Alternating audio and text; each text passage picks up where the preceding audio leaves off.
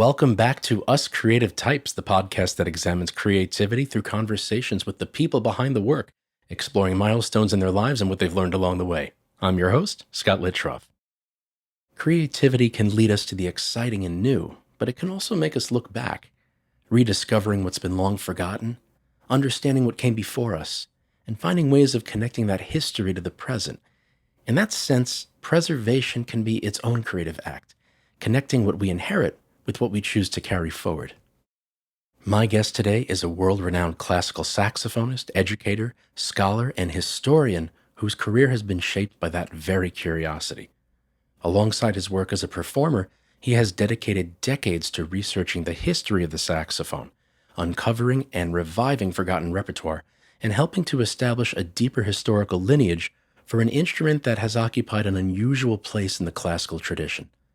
His work raises fascinating questions about not only what it means to perform music, but to become a steward of its history. It's my pleasure to share with you my conversation with Dr. Paul Cohen. Dr. Paul Cohen, thank you so much for being here on Us Creative Types. It's a pleasure to have you, and it's fantastic to see you again. I'm thrilled that you asked me to be here, and I'm really happy to see what goes on in the podcast. Well, I have had the pleasure of working with you more than several times, mostly through your ensembles. Your Manhattan School of Music ensemble, for example. My saxophone orchestras. In your saxophone orchestras. And we had done what it turned out to be a beautiful saxophone quartet project last year. And it's wonderful to have a fellow saxophonist here. And I'm sure at some point we will talk shop. But I did want to start out by asking you, as I ask all guests who come on Us Creative Types, how do you see yourself as a creative person? I see myself as a professional musician in my field of concert music or classical music. And my creativity comes in discovering so many opportunities for me to apply my craft that I never knew existed before. So in doing so, I explore old literature, lost literature, new literature. I explore instruments from the top to bottom, from the soprano to the contrabass, and seeing how they were used and how they can be used today. And just exploring the whole milieu of music and to see how the saxophone has fit in, can fit in, and is continuing to fit in. So my creativity is in finding these opportunities, exploring them, pursuing them, and performing them. And of course, I know you're preaching to the choir because the saxophone I know it's a beautiful instrument. Of course, I feel that way. People know that's what I play. But why the saxophone for you? How did you come to the saxophone as being that voice through which you're expressing yourself? Completely fortuitous and accidental. Okay, tell me. I started out in saxophone in fourth grade because no other instruments were left to choose from. And I was okay at it, but not great, but I enjoyed the band. I didn't start taking lessons until I was in 10th grade. Okay. But I really enjoyed, we had a wonderful high school concert band and wind ensemble. I was really enjoying that music, continued to play it. I tried out for the regional and all-state bands, but never made it. And thought when I would go into school, I would continue being a saxophonist just as a hobby through school. And I would pursue something else. In fact, I was a chemistry major for the beginning of my college career. Oh, chemistry major. Okay. But I was so drawn to the conservatory that I was in Baldwin Wallace College out in Berea, Ohio, and the great music making that was going on, and a wonderful studio. I was taking lessons from the saxophone teacher, that I was continued to be drawn into that wonderful world of music making and music appreciation, and learning about and really feeling the idea of expression through music, through my instrument, and how valuable that was personally to me before I realized how valuable that might be in expressing that to others. So I fairly quickly became a music major and fortuitously never looked back. Wow. It's such a decision for people to make, right? Because I find that you can have creativity in your life for sure in a meaningful way and not necessarily decide that it's the path that you professionally will take as well. But there's a turning point. I wish I had that perspective when I did it. Okay. But at the time, I enjoyed it. I was getting good at it. And so I just went with what was good and what I had some ability for. Oh, I see. Okay. And the rest of it came with more maturity as a person, as a musician, to see the meaning for that. So that didn't come until I was already graduated from Baldwin Wallace College to master's school. Did you always have an affinity for the classical side of musical arts? I did. I remember my first introduction to classical music in high school was listening to Bartók Hungarian sketches and the Concerto for Orchestra. Sure. Listening to Hindemith, Mathis Mahler and Symphonic Metamorphoses. And that really made me interested in the whole orchestral classical realm. And I wanted to be a part of that, even though I was being told that there was hardly any music of that kind that used the saxophone. So that got me inspired to try to find out a lot more of it. At the same time, in high school, I was a Dave Brubeck quartet enthusiast and a Paul Desmond love story. Paul Desmond. And so I followed them voraciously. I vividly remember every few weeks I would go to the local record store at our plaza and just search for the latest Dave Brubeck quartet recordings that would come out. And so that kind of jazz playing was always really, really important to me, and I just love that. I played in the jazz band at high school and in college. I was lead alto for quite a number of times. Mm-hmm. I love that music. Unfortunately, I know how to play that music and really doing it. I just don't improvise. I don't do any jazz improvisation. I do freestyle, but not jazz improvisation. So you wouldn't really hire me for the lead alto part. But any other section work, I'm your guy. Mm-hmm. But even though I have a great appreciation for that, my real love and direction was towards the concert, the classical kind. And that's where I devoted most of my career for that. Okay. Now, we're often told from other sectors of the music world as saxophonists, which we know is very much not the case, and especially with the work that you have done to augment what is available and discover what's available, is that we've been told, well, you're not really a classical instrument. The saxophone doesn't really fit into the orchestra. And I'm curious as to what was the point at which you had wanted to dedicate so much of your professional and creative life toward that goal of uncovering and chronicling all these beautiful pieces that either were completely lost or otherwise not being played by the community? It was simply jealousy and parity. I was so jealous of my woodwind colleagues that got to play all this kind of great music. And I love the idea of playing in an orchestra. It was a sense of musical community that was so fabulous to be involved and enmeshed in. And I wanted to be more of that. So I wanted to see what music there really was there. And as we started to do these investigations, and other people did as well, we found out that there's an incredible treasure trove of literature that used the saxophone in the orchestra that 30 or 40 years ago was hardly known, and now is very much known, and more of that is being played every day. The fact that some people say that the saxophone is not a classical instrument, I don't fault them for saying that, because they're probably basing it on what they heard, not about taking statistics of what's in the orchestra. Right. And much orchestral saxophone playing does not come from an orchestrally trained instrumentalist. It more comes from the popular side, the jazz side, the commercial side. And so they get a skewed idea as to what the saxophone can really do in the orchestra. And when they hear it that way, their opinions change. Oh, sure. Oh, it can be incredibly... Fortunately, composers heard it the way that they wrote for it. Right. And so they heard it in a way that is now starting to be played today. But back 30, 40 years ago, it really wasn't played that well. And so the saxophone sounded like a fish out of water. Yeah, right. But now we're breathing with the rest of the fishes. That's right, certainly. Well, I've always felt that the saxophone, it has this voice-like quality and has this incredible ability to behave much like a human voice would do. I think in that way it has this kind of natural melodic affinity to it that I don't think is taken advantage of enough. And when I hear it, I'm on cloud nine. So when I hear people like Paul Desmond, when I hear you say the saxophonist even in jazz that moved you. Or even Paul Winter. Oh, of course. For the Paul Winter concert. Right. Beautiful, melodic tone. I'm transported when I hear them. Of course, that's the way the saxophone was designed to be played, to sound. And for a good many years, up until the 1920s, that's how you heard the saxophone, whether it was in popular music or in classical music or in semi-classical music. You always heard that lyrical quality. Sometimes to create a style, there'd be a little more vibrato. Sometimes there'd be some other tuning things to make it heard. Sometimes there would be a little virtuosity involved, but you always heard that quality of sound.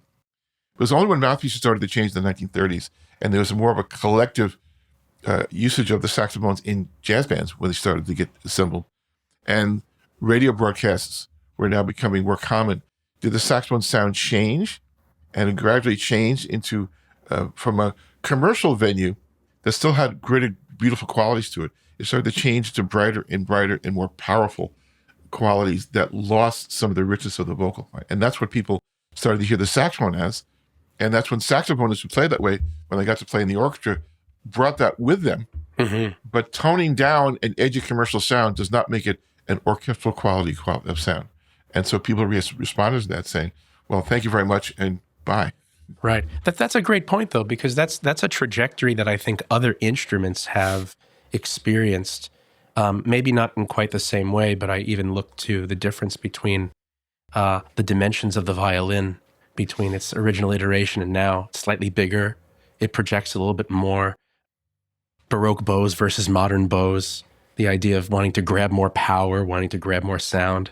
But the saxophone can be incredibly delicate. I find it's hard to learn to do it that way, maybe possibly for the reasons you said.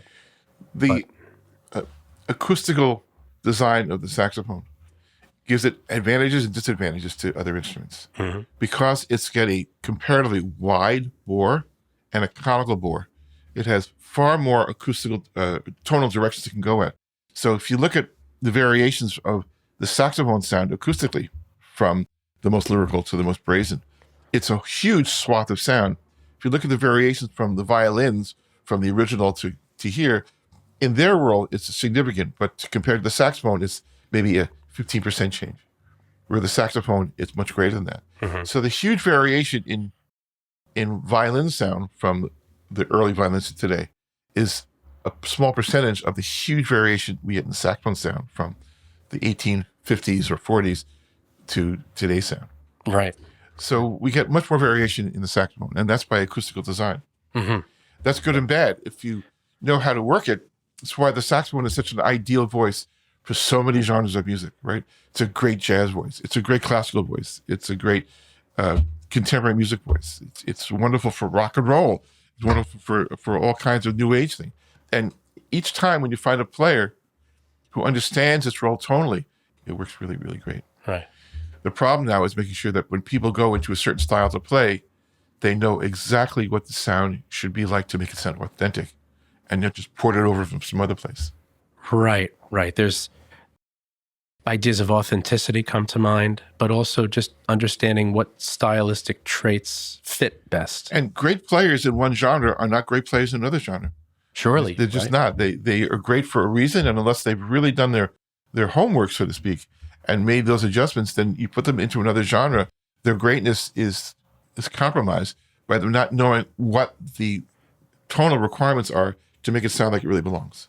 Right. Well, actually, that that reminds me of something. So before we had met, we had corresponded about some ideas before your episode, and you had mentioned these ideas about the musician being the primary and the instrument the secondary. And you had said here, the highest musical and artistic ideals as exemplified by great players, none of which are saxophonists, with some of your influences. And I thought that was so interesting that you were drawing influence from people who were not saxophonists as a saxophonist. I'd like you to tell me about that. Tell me about those influences and why those great players are not saxophonists. Listening to great artists whose sole dedication has been in their specialized field can provide an illumination of subtleties and nuance, artistic expressions, plumbing emotional depths and directions that we never knew existed, to create a whole panoply of emotional wealth.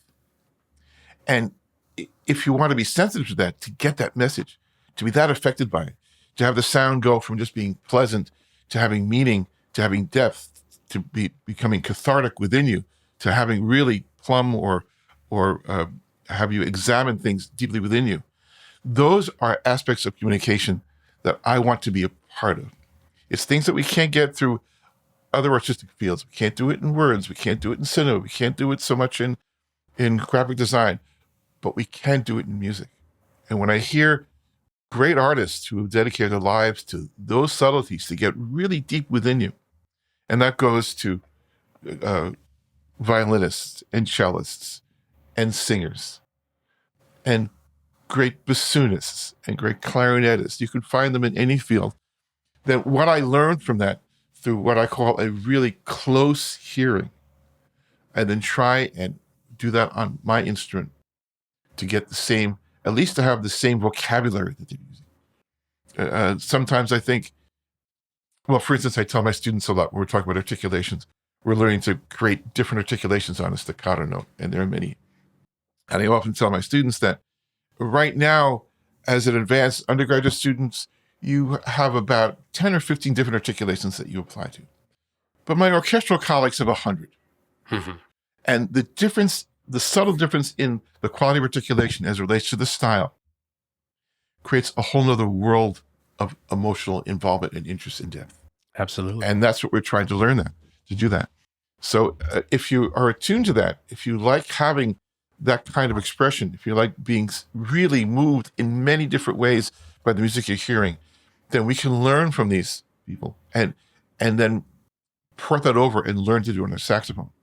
Many saxophonists simply don't have that experience. It's not that they're not talented. It's that they don't have experience in their field or not great players. They don't have the experience of exploring it in that detail and know how to do it. So that's why I looked to these instrumentalists for that kind of idea. And I oftentimes ask my students to go and listen to certain recordings by non-saxophonists. And we tried to have a discussion about what they hear that is different than what we hear in our regular saxophone playing. Mm-hmm. It's oftentimes a difficult discussion because students are not used to that kind of close hearing. They let the niceness, the pleasantry, and of course the virtuosity suffice for the musical experience. And to go beyond that, to go deeper than that, is something we have to cultivate and examine and explore and have them really understand and try to pick up on. And then we can look at how to make that happen within their own playing. You know, there are two things that resonate with me so much that I'm so pleased to hear. I already knew this about your teaching. By the way, you're a wonderful teacher. You're renowned as an educator. And in my mind, what I value the most about good educators is helping someone to foster in themselves how they can sound like themselves, mm-hmm. which I think is difficult in instrumental music sometimes. Sometimes it's this modeling of one's professor or one's teacher can oftentimes result in ultimately being a copy. But the fact that you, one, are asking for a dialogue with the students about what they feel and what they hear about those recordings that you're asking them to seek is great, because it's already starting from this place of positivity and openness. And two, this I suppose, tacit acknowledgement that teaching artistry is, I mean, how do you teach someone to express? You have to lead them mm-hmm. to be able to express, but you can't tell them, here's how to be an artist. And we have to lead them not by promoting mimicry mm-hmm. or parroting. We have to lead them by patiently showing what the next level of interest, involvement, and expression can be. Right. And you have to be very patient about opening up gradually so they can see this, see that, understand that. And then we look about how to make that happen. So it's not just a kaboom, there you have a whole nother artistic dimension and go for it. It's how do we get there? Right. The saxophone sound is very controversial because there's so many different saxophone sounds. And so many saxophone sounds are great for the style you're playing. But many youngsters have a very skewered sense of saxophone sound. If they're in the school system, they either have it from their marching band, or they have it from the jazz band, or they have it from the concert bands where people really aren't that attuned to the subtlety of playing, even as, say, the clarinets or the flutists might be, Right. even though they're still in high school. So I realized that in order for a student to really find their own sound, they have to experience more sounds than they've been introduced to. So when I get a new student, whether they're in high school or in college, I send them a tonal sampler. I used to burn my own CDs, but that's passé now. I simply send them files over the internet. And I give them samples of classical playing at a level that I think they should be hearing, which I know they haven't heard before. And in the playing of these files, their assignment is to answer some questions. And the first question is, how does this sound different than you sound? Mm-hmm. And then I ask them, what do you like about the sound that you don't have in your sound? Then I ask them, what don't you like about this sound that you don't want it? And then we continue from there. How can we get the sound, if you appreciate the sound and it's different what you're doing, how can we find a way to explore or experiment with the sound? Not to get that sound, not to attach that sound, but just to explore that sound and see what it may do for you, both inwardly as a musician relating to it, and outwardly being able to play the music you're asked to play more reliably and better. Right. So that is part of the dialogue that I do by creating another model for them to hear, a model they've not heard before. That's very refreshing, but it sounds like it's a nice practical application of what I think is a healthy philosophy is if you would like to shape any artistic activity in a particular way, see what's out there, see what you like, see what you don't like, and then seek out how to be able to execute it in that way. And it's more wholesome than just giving them another mouthpiece saying, look, now you play this mouthpiece and this is what you'll sound like. Right, which does happen all too often, unfortunately. I mean, we talk about the materials that create sound. And I often do lend them a mouthpiece that's completely different than what they've used before, which acts as what I call an acoustical governor, which automatically thrusts them into a realm of sound they have not experienced before. And we work hard about seeing what that means, what it sounds like, and what advantages it has, and what disadvantages it may have. But to see how it may be more fitting to a developing sense of musical expression and then eventually artistic expression. That sounds to me like such a fun process. It's exhausting. My students they don't come for lessons, they come for musical counseling sessions. Yeah, well, that's what you're doing. Because I promote that dialogue constantly in that. It's always going back and forth, and I'm always putting them on alert to A, be accountable for what they say, and B, to think about what they're going to say. And we go into a lot of depth. So there's a lot of back and forth of trying to string an idea that may be coming through into a real discourse of ideas that they really have, but they're just not used to releasing.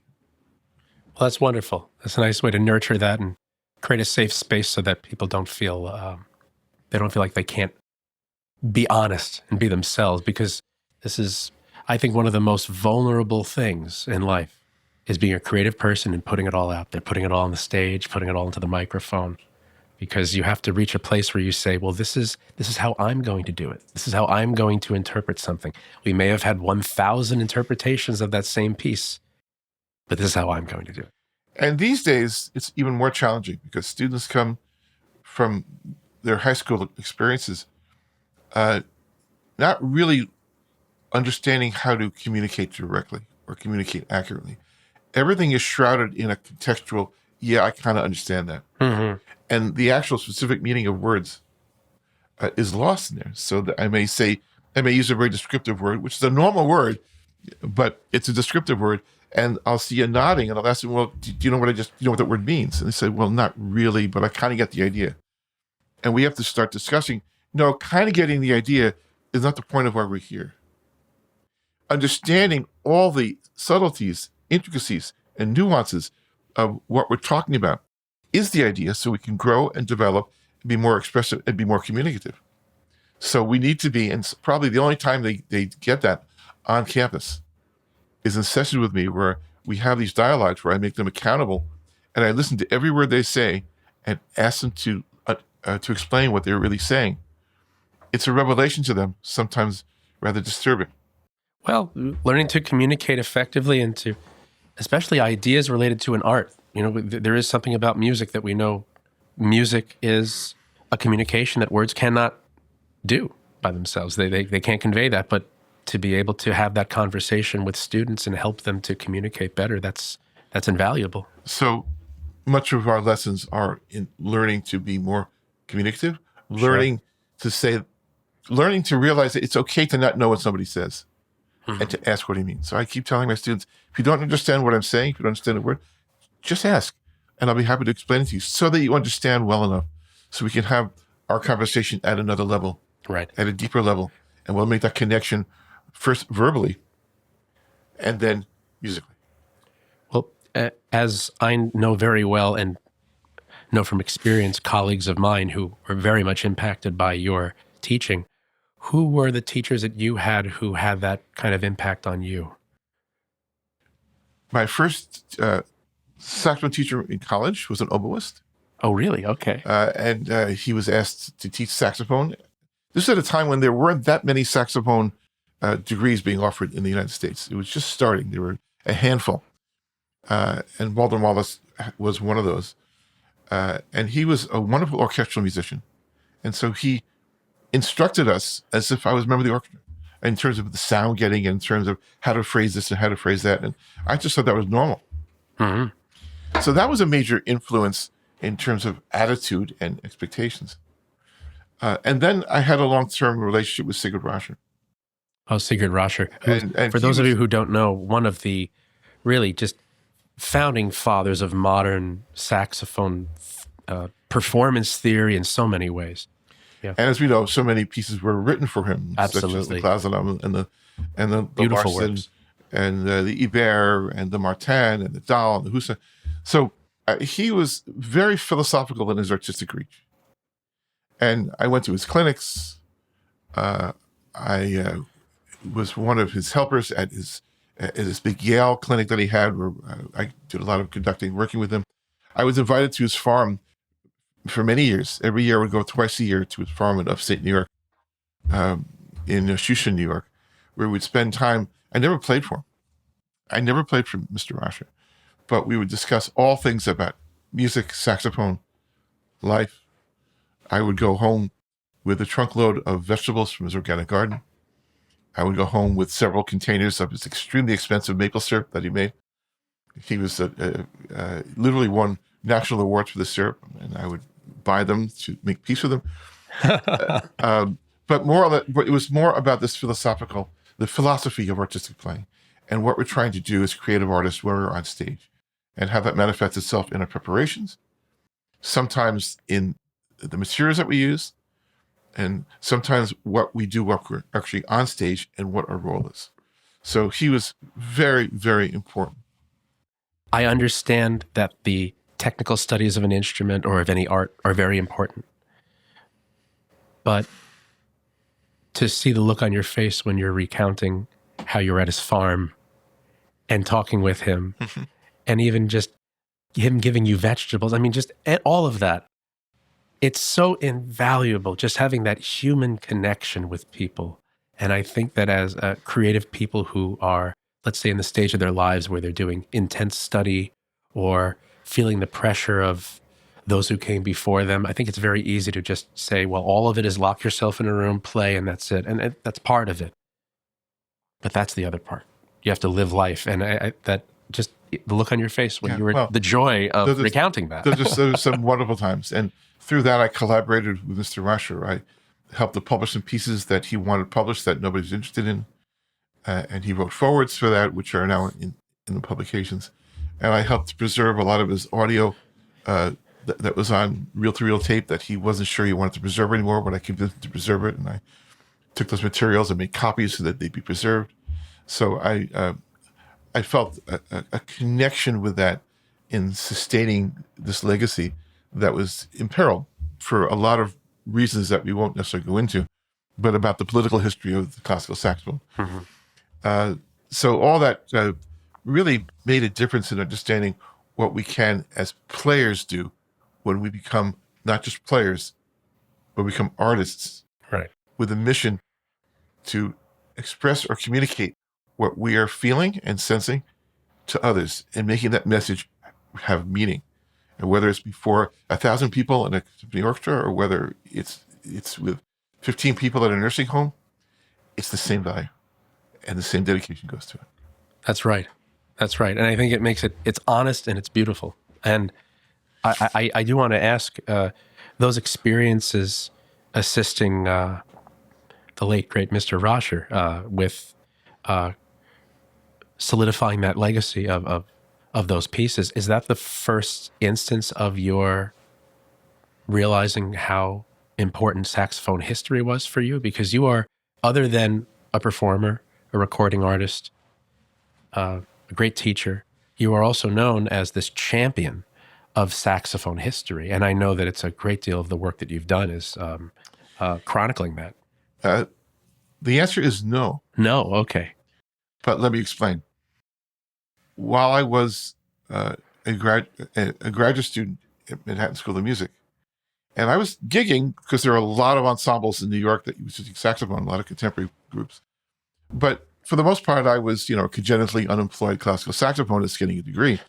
With all that time spent, I spent a lot of time down at the Lincoln Center Performing Arts Archives, pouring through magazines, articles, books, manuscripts that they had there that went from before the turn of the century all the way through the middle part of the 20th century. And in doing all that exhaustive reading, I learned a lot about the saxophone in its history, sociologically as well as generically with genres, how things formed, where things went. I learned a lot about activity of the saxophone in the classical world that was very hot and potent then, that fizzled out or didn't carry through, some things that still could carry through. And then when I was playing a musical that was going down to play at the Kennedy Center, it was called Emphatically, based on music of Kafka. I was playing Sopranino in that band. During the day, I'd go to the Library of Congress and spend the entire day doing all the same kind of research, finding music, finding correspondence, finding letters, finding all these things about the legacy of the classical saxophone. And then when the Library of Congress closed, I went back to my hotel room, got my instruments, and played the show. And I did that for a couple of weeks. So I already had that kind of background. Mm-hmm. And when I came to Mr. Rosher, it only opened it up exponentially more. But so I got to see from his perspective all these things that we didn't know about. But that was only being added to what I already started to see. Right. And by then, I already started my discovery of the Dahl original concerto. Oh, the Ingolf Dahl saxophone concerto, which right? I found independent of Mr. Rosher. Wow. And which so stunned him that I came across the original version and the score and the parts that he immediately opened up and collaborated or cooperated with me when I did my book, my dissertation, on the original version so we could really see what it was all about and what a stupendous work this is. That is still almost lost, but not as lost. It's a beautiful piece, very difficult piece, but what a gorgeous pice that is. The original version is twice that. Oh, okay. I mean, literally, it's twice as long. I've only played the version that most people know. I recorded that some years ago on my album, Heard Again for the First Time. Oh, okay. Which is sort of an historical album. On that album, I'm playing music that has been lost or not known for the first time. So I'm playing the original version of the Dahl, which is a 28-minute work as opposed to 18 minutes in the refined version. And playing with the full contraband, not the orchestral winds that Dahl changed. So you can really find out a lot more about the Dahl concerto by listening to that. It's streaming everywhere, the CD. And for those of you who know the piece in the published form, you'll be stunned by what you hear in the original version. What's really important isn't the newest, bright, shiny object put in front of them, but to preserve the legacy and the traditions that we really have, to learn more about it and to embrace that so that when we play the next newest piece we have in front of us, we can play them better. Better doesn't mean more technically accurate. Mm-hmm. Better means with more musical insight, more control over the instrument, more nuance in our phrasing. And for those listeners who are accessible to those kinds of impressions, it makes a difference. Well, for me, it certainly does. I wanted to ask you, you have quite the saxophone collection, and you perform on so much of the extended family of saxophone voices. So for those who know the saxophone as one or two different instruments, there are, I guess maybe you'll agree that of the voices of saxophone, there are four of them that tend to be more popular, Sure. right? There's the soprano, often seen as a straight instrument. There's the alto and tenor, and then the largest of the standard ones, the baritone, but goes much lower and much higher. You had mentioned sopranino already. There's bass, contrabass, and you had given me a glimpse into this beautiful saxophone collection that you have at your home. How did that come about that you started collecting and you have these beautiful historic instruments? They're in beautiful condition. You're very generous with allowing your students to perform on them, which is great because these instruments are always being played. They're always being used for music, and they're not just sitting collecting dust. How did this happen with that collection? While I was an undergraduate at Baldwin Wallace, we got wind of an eccentric collector in Detroit named Ronald Seamack. Ronald Seamack, who owned a tire company, Okay. was consumed with interest in saxophones. And he had the wherewithal that when the Cohen and Busher plants were closing, he went to Elkhart and bought up a lot of instruments. This was Elkhart, Indiana, Elkhart, where a Indiana. lot of saxophones were made at the time, right? Yeah. And that's where the Cohen and Busher and other instrument manufacturers were producing their instruments. He went to the employees and bought instruments that the employees had kept with permission from the company as they were going into business. He found the scrap heaps and places and discards that the companies were changing over were getting rid of. And so he had a phenomenal house full of very, very interesting instruments. And I went there for a weekend and take a look at that, and it was just mesmerized by that.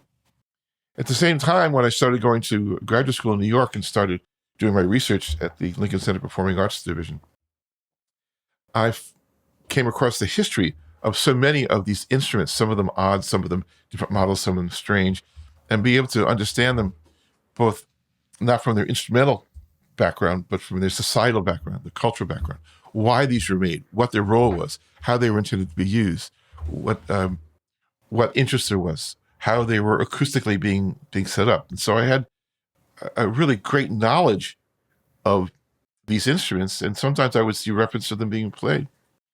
At the same time, when I went back to Baldwin Wallace to start doing some teaching, a local high school was getting rid of some of their old instruments, and they had an old bass saxophone for $500 they were to sell. And so And bass saxophone is as big as the baritone is.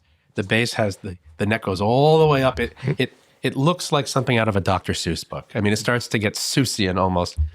So I bought that for very little money. And then back home in New Jersey, I had always gone to a music store in my local town, Teaneck, called Bergen Musical. And the proprietor, who was good friends with our family, finally decided to retire. So he brought up from his basement instruments that he hadn't looked at for literally 40 years. And there was a Busher straight alto. And I said, oh my gosh, Mr. Witzman, I need to really have this instrument. How could I do this? He said, well, I've known your family for years. Here's the price, and you could pay it off over a year's time. So I acquired this beautiful straight alto, this Busher straight alto, that has the most gorgeous alto sound you could ever imagine. So that got me started in doing some collecting. So some of these things started to trickle in that way, and I knew what they were. And then, as I was starting my doctorate, I wound up taking a job to get more income that was not musically related. I took a job that required me to go to every small town and city in the country. And what I would do there is I would hook up with dental offices that my company had set up in advance. I had appointments for them.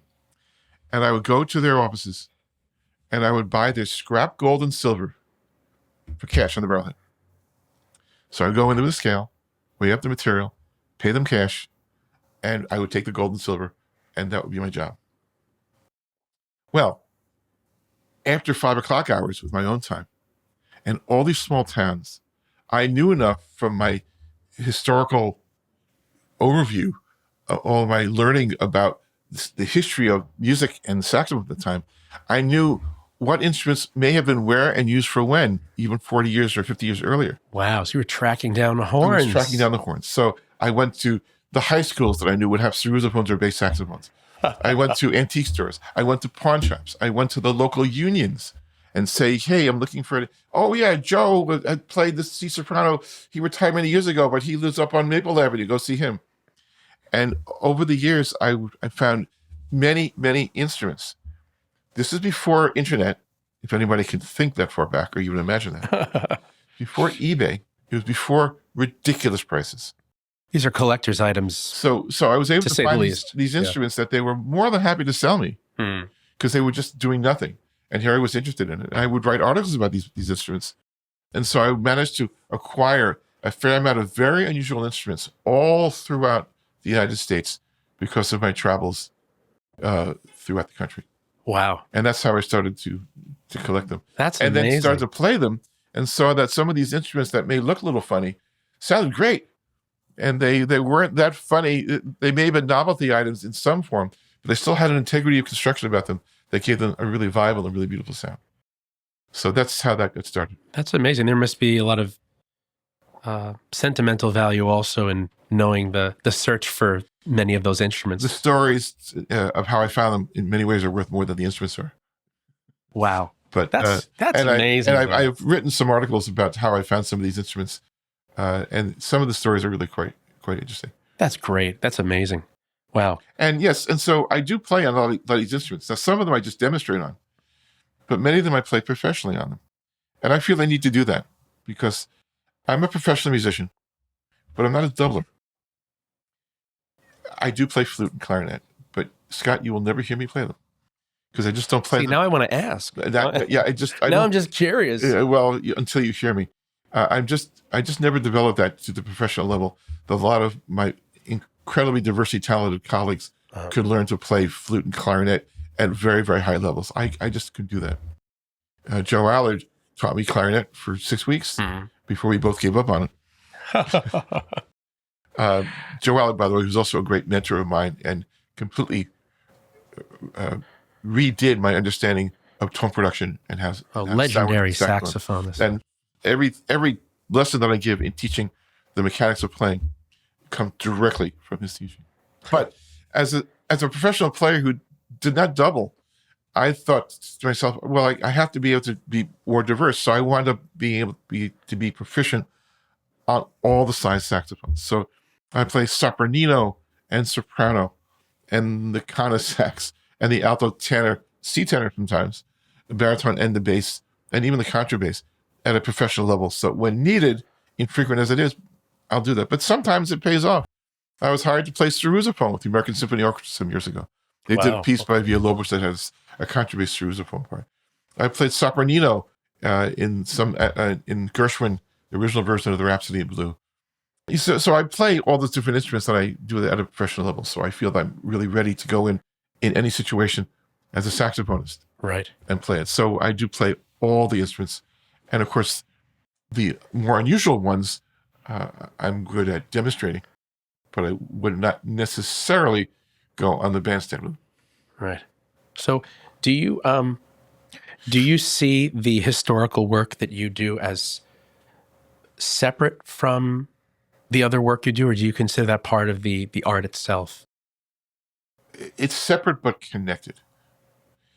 My historical diggings have revealed so many opportunities for me to play that we just didn't know these things existed, either orchestrally or with chamber or solo pieces. So that historical part of it gives me more opportunities to play. Understanding how the saxophone was used by the composer gives me insights as to how to sound the instrument when I'm playing. And listening to older recordings, I mean really older recordings from the 20s and 30s and 40s, and to hear how the saxophone was sounding then compared to how we sound it now in the same situations, gives me a great insight as to how we need to really make our sound work better to give it that kind of authenticity. Right. So in many ways, that historical element does connect to what I do artistically now. But in some ways, it's totally separate. when I get called to play Picks and Ambition or Rachmaninoff's Symphonic Dances, I'm not dealing with history. I'm dealing with getting the right reed mouthpiece. Right. Now, a question I have for you, and you have alluded to this in several ways, but I wanted to ask you, what would be this distinction between a great musician and a great saxophonist? How would they be differentiated? We see that now more than ever in the saxophone community. A great saxophonist today plays with a wonderful sound, with incredibly impeccable technique, and with great clarity in playing. But I often hear that playing done with a sterility of musical content, meaning they're playing the page down really well, but they do not explore the musical aspects, the parts between the dots, so to speak, to make the notation, the graphic notation, become alive and expressive and emotionally moving. So I don't hear that. Sometimes I hear there is a musical approach without it becoming really musical. Hardly ever do I hear it as artistic. And that part of it has to do with, besides not knowing what to do, I don't hear all the various shades and nuances of tone, articulation, and rhythmic movement to create these messages that come beyond just the representation of the dots on the page. Right. So I hear the saxophonists today are frighteningly great. I mean, I hear terrific saxophonists. There's some dazzling displays. But many. I hear undergraduates and graduates in all schools throughout the country that play at a remarkably high level. And they're unlistenable to me because all I hear is that one-dimensional representation of the notes on the page being played with great clarity and accuracy. And I rarely hear any original thoughts, any nuance, any type of emotional connection. I mostly hear effective parroting and mimicking. And even those people who are the parroting and mimicking haven't gotten that artistic level yet. So it's being dumbed down twice. I know I'm being harsh about that. No, I understand where you're coming from. That's the reality that I hear all the time. And that's what I call these days the saxophone bubble. Uh-huh. And I work very hard with my students to not be part of that bubble. It's difficult because the saxophone community is robust and it's very active, and it's hard not to be sucked into what's going on that's new. But when they do that, they lose sight of what the musicality can be, or the artistry can be, or the real depth of meaning can be. So I tried to really separate for my students the saxophone bubble with the artistic music making that goes on in the school all around it. And it's interesting because one might say, well, such is the burden of interpreting premeditated music because the notes are there on the page and there's a certain rigidity. But I believe, and I'm sure you would agree, but by the way you're describing this, that there is a great deal of nuance we can find. There's a direction that we can find that will make it personalized and filled with emotion. But these by the way, authentic. Authentic as well. People, when they wrote it down, they did not write it down for a clever MIDI realization. Uh-huh. They wrote it down with the oral traditional understanding of the style as to how that's going to be. They wrote it down breathing the music around them to know that you would play it within that understanding of that breathed style, which now we don't have in the saxophone world because A, we don't study it, B, we don't hear it in our players, and so we don't even know how to approach it. Right. Well, I have to say I really love the work that you're doing with uncovering these pieces and especially the kind of work that you do with your students. It's refreshing. Anytime I was collaborating by either just being a fly on the wall or performing in your saxophone orchestra, it was always a very inviting environment. Oh, thank you. I saw saxophonists using all kinds of equipment, new saxophones, old saxophones, mouthpieces of different makers, all sounding very stylistically different, but all trying to be themselves, which I thought was great. Yeah. I don't insist upon a certain mouthpiece or a certain kind of instrument. I do insist upon a certain awareness and sensitivity to the playing.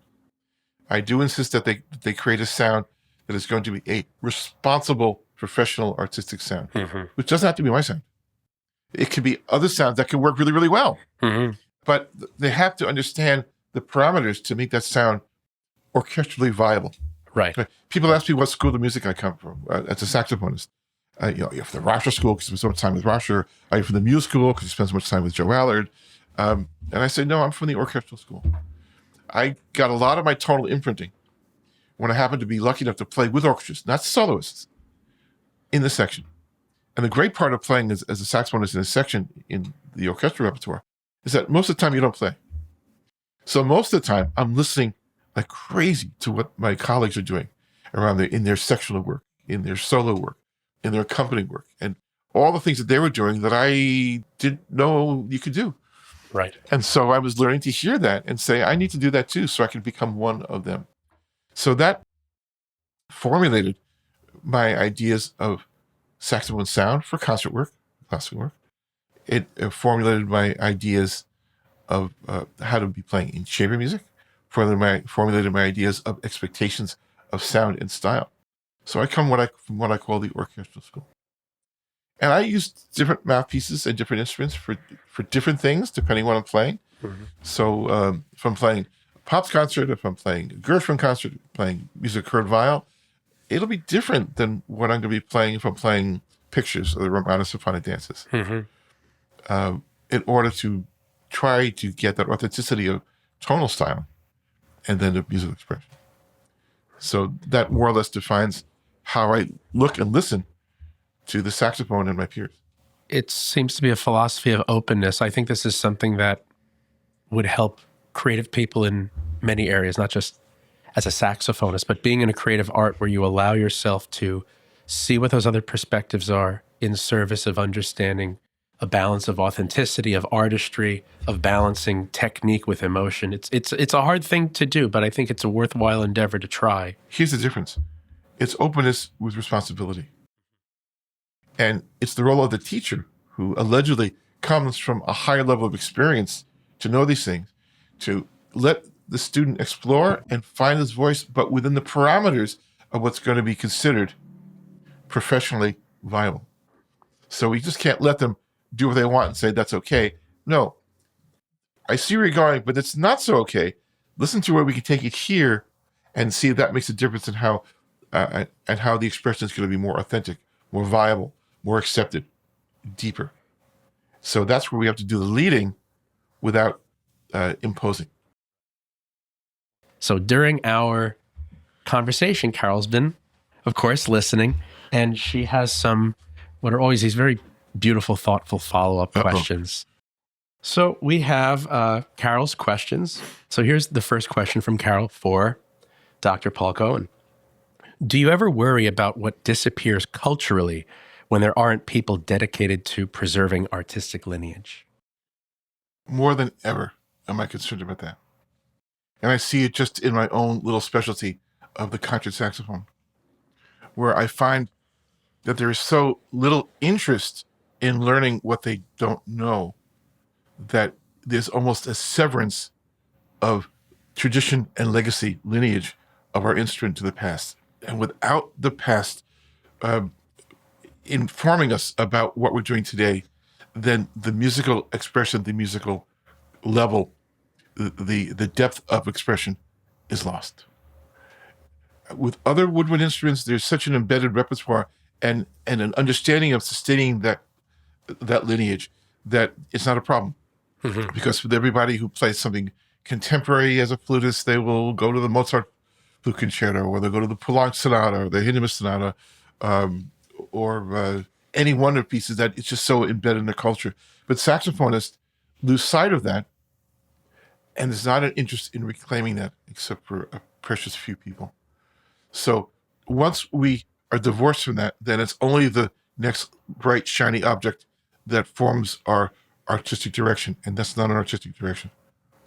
So yes, I'm very concerned, and that's why I try as much as I can in my programming, especially how I work with my saxophone orchestra, and also with my researches, my CDs, and my articles, to try to bring that lineage back into focus, to show what it is, to show what it really is by uncovering new music, and the importance of retaining that, establishing that, and exploring that, and programming that to make ourselves more wholesomely better musicians and artists. Well, I can say from personal experience, our most recent collaboration with the quartet that we had performed some work for Rousseau Mouthpieces that you were very generous in providing these so many options of pieces to play, but they were all pieces I've never heard of them. And what wonderful music. Challenging, beautiful, accessible. All right. I mean, that's a triumvirate. If you can do all three, I mean, that's a winner. And I had never heard of those pieces, and you introduced them to me. And look, I can only hope that more people will follow suit with receptiveness to what you are doing, because it's wonderful. It's challenging because many of the teachers now in colleges don't have that background. And it's challenging for them, I guess, to be able to acknowledge that and to look at it as a new chapter of their own research and growth, to be able to see what's there and to embrace that and make it part of their own musical culture and curriculum. Right. So it's very challenging to put all these things out there and people acknowledge we're great music, and nobody programs them, nobody plays them, with rare exceptions. So it's somewhat of an uphill battle now, but I hope if I just continue to do that, along with colleagues of mine, that it'll be able to seep through that there is a much greater value in what we are as musicians with the saxophone than what we're presenting today. Right. Well, it certainly had a profound effect on me. So, okay. So you talked about sound and tonal authenticity, but when does a technically beautiful sound become an actual artistic voice? A technically beautiful sound becomes artistic when the nuances of the sound are used to represent an emotional idea or emotional ideal. So a pure sound is a pure sound, and we can enjoy the beauty of the sound by itself. But unless it does something to communicate something more of a message, that's when we see what's artistic about it. That's when it starts to delve beyond its intrinsic beauty and tells us something more. So the beautiful sound, whether it's with that mouthpiece or this mouthpiece, they can still be beautiful. Artistic, it's the nuance of how you use the sound. Nuances, by the way, that I rarely hear these days in modern concert saxophone playing. Beautiful sounds, without a doubt. We have the best sounds today that I've heard in 30 years from general saxophonists. But without the nuance, the sound really is nothing more than a pleasantry, a bonbon. Mm-hmm. Well, wonderful. Sorry to get you. No. I think it's wonderful advice, and it's advice that I think any creative person can glean very important information from. And how do we find those nuances? Mm-hmm. Not by listening to saxophone recordings, except mine. That's a joke. No, there are a handful of players who try to do that, but you really will get that full and forward by listening to other instrumentalists do that. If you want to hear the delicacy of nuance of tonal playing, listen to a beautiful clarinet playing, either playing something like the Brahms sonata or even the Bernstein sonata. The nuances in the tone are great. Or listening to any violinist playing. I listen to the Barber Violin Concerto a lot and hear what they do, not in the fast parts, but in the slow parts. Mm-hmm. And how can I do that? Well, I can't do that because I'm not a violin player, but I can create these tonal nuances and these variations and these subtleties that create a whole nother dimension of emotional interest and sustenance. So we can learn by listening to other players play that. And then with a very close hearing, like we would do a close reading, right? Say, what was that he did? Can I do that on my instrument?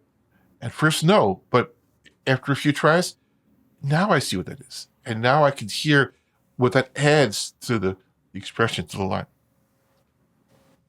Right, absolutely. Do you think there are emotional truths in music that younger musicians simply cannot access yet? Younger musicians, meaning younger musicians. As people, we keep growing in our intellectual and emotional levels and depths. So somebody who's 8 years old is not going to have the emotional depth or awareness of somebody who's 35 years old. But that does not mean that they cannot be excluded from artistic meaning and expression and understanding. Sure. So it's very, very important for even my younger students to be able to play their lesson requirements, the lesson assignments, with a musical element in mind. And it may be much less than somebody who's 30 years older than they are. But if they begin to appreciate what a musical experience is and not just a technical experience of accomplishment. That will continue to grow when they are emotionally able to take in more complex music, more complex pieces, more complex emotional discourse. And they'll be able to work with that to make it effective because they have the experience when they were younger of understanding and feeling what a musical experience is. Mm-hmm. Right. And that's, by the way, part of the problems with the repertoire that a lot of younger students are given. They're given music that is far too complicated. Oh, that's so common. Far too musically involved, that the only satisfaction they get is the accomplishment of playing it in time, in tune. They play the page down well. And they do that frighteningly well. Right. The start and end tends to be the technique. I've seen this in things like all county grading, things like that. And that's their accomplishment. And they should feel good about that. But what's terrible about that is that they don't get any musical experience out of that. Mm-hmm. So it just becomes an athletic event. Right. And not a musical event. That's all on the teachers who don't encourage that. So, I mean, I put out a CD recently of saxophone quartets for the emerging quartets, for younger players, original pieces, all American works, by the way, that are wonderful music. It's terrific music. It's really good music that a younger group can play with technical satisfaction and really appreciate the music in it. And that would be better for them than to be sick on the Glazunov or the Dubois or any of the other quartets that are being given to them that are just too hard technically to get into the deeper emotional element of that. Right. They're in such technically formative years in some ways that it's overload. So younger students can appreciate and get the message of the music just as well as older students. Oh, sure. We just have to scale it down to what they're literally capable of absorbing and experiencing, but let them experience it. Then they're on the path to a musical playing, artistic playing. Right. Well, now we're talking about good mentorship and good guidance. We came back to that. Yes. That's right. Okay. And then we have one more question from Carol. You've spent so much of your life listening deeply, not casually, but deeply. Has that changed the way you experience the world outside of music? I started out in college as a chemistry major. I've always had that kind of scientific awareness of things around me. As I learned to listen deeply, to find expressions, to find emotional depth that I didn't know I had and that I could be experienced and be released through, so it would be with other topics that would be of interest to me to also delve deeply. So yes, I use the same kind of scrutiny in other aspects of my life to get a better understanding, a more wholesome awareness of things. And that sometimes makes great changes in how I look at things, approach things, or do things. Mm-hmm. Sometimes the revelations are wonderful and illuminating, and sometimes they're very discouraging. But they're all based on an attempt at seeing the realities at as deep a level as I can find them. Right. And that helps me cope or celebrate whatever it is I'm enjoying. Well, I think it's a great way to live. Carol has one more question. She had one more question. I just didn't see it. So this is the last question from Carol. And that was my fault. Has there ever been a moment where music revealed something about yourself that you didn't yet have words for? On many occasions. When I get immersed non-intellectually in a piece of music that is just extraordinary, it brings up a whole dimension of living and existence and appreciation that I didn't know was there. It's the best of a cathartic experience where it wells up within and reveals itself, and all of a sudden the depth of one's existence is revealed and changed. And in the best of times, that has happened many times. And that's the reason that I keep plying my trade as a musician. If I can experience that, just think it would be like if I could help somebody else experience that within themselves. Right, of course. And if I can do that, then I've really done my job. And if I can do that, I can be contributing to our society, to our culture, to our raising awareness levels of everyone around us, even if it's 1% at a time. If I can do that, then I feel I'm really contributing to them personally and to the society in which we live. That's beautiful, Paul. That's great. I mean, there's this transcendence of giving ourselves over to a creative and artistic experience. When we feel that elation of being enveloped in it, there's nothing better. There's nothing better. To share it is even better than that. Paul, it has been such a wonderful conversation. It's really a thrill having you here, and I very much appreciate your time.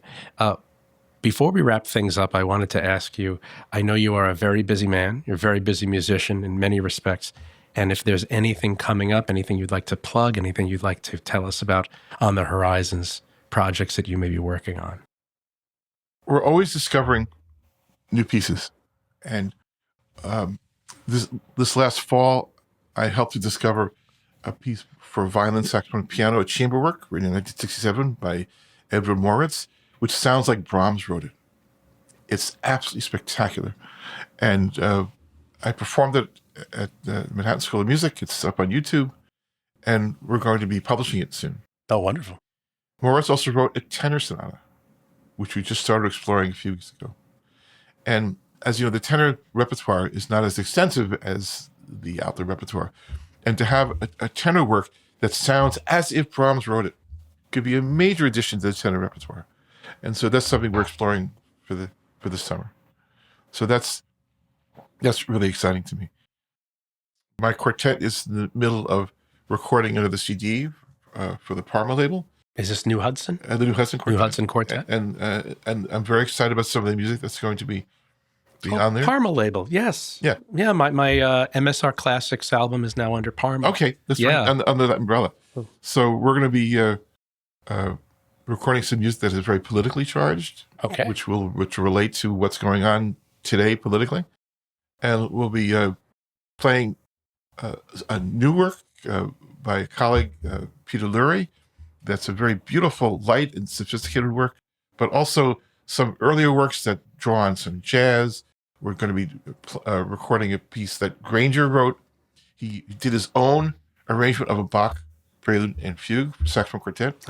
Anything from Granger is gold. So it's his own arrangement that he did in the 1940s. That's going to be recorded. So that's going to be a very eclectic CD that I'm very excited about, because it's going to show the old, the new, and have a political aspect of it that I think is worth hearing. The title of the CD is going to be called "The Children Are Crying." That's the name of the piece that we're playing. So that's a project that's ongoing right now. And there are also other performances I'm doing. I'm playing with the Discovery Orchestra in their broadcast of Gershwin's Rhapsody in Blue. I'm playing as a soloist with a high school band in a couple of weeks on countersax, soprano, and alto saxophones, different pieces. Next season, I'm playing the original Ingolf Dahl Concerto at Rutgers, which is very exciting. So that will be a chance to revisit that. I hope to make more people aware of what that means and draw people into the mix of that. So those are some things that are upcoming. I'm going to be next fall guest conductor with the Swiss Saxophone Orchestra and premiering a very long, big symphony for saxophones that was written by a Swiss composer for them. So that's going to be really interesting to see how it's going to add to the musical goings-ons of saxophone orchestra. So these are some of the things that I was doing. That's fantastic. Sounds exciting. Very exciting. And keep me posted about it, please. Okay. Wonderful. Just keep watching Facebook and you'll know all about it. Sure. Well, then I'll know. I'll keep spying on Facebook. Well, Paul Cohen, thank you so much for being on Us Creative Types. It was really a thrill having you here and a pleasure to dive into your creative trajectory. It was really a wonderful conversation. I really appreciate it. Well, thanks for having me. Great to be here and looking forward to it. Thank you. Thank you for listening to this episode of Us Creative Types. Us Creative Types, the podcast, is hosted by Scott Littroff and is produced, directed, and edited by Carol and Scott Littroff. Music by Scott Littroff. Artwork by Carol Littroff. And a very special thanks to our guest. Us Creative Types is available on YouTube and on all major podcast platforms. Follow, subscribe, like, and connect with us on social media. New episodes are published weekly. Until next time, stay curious and stay creative. Us Creative Types.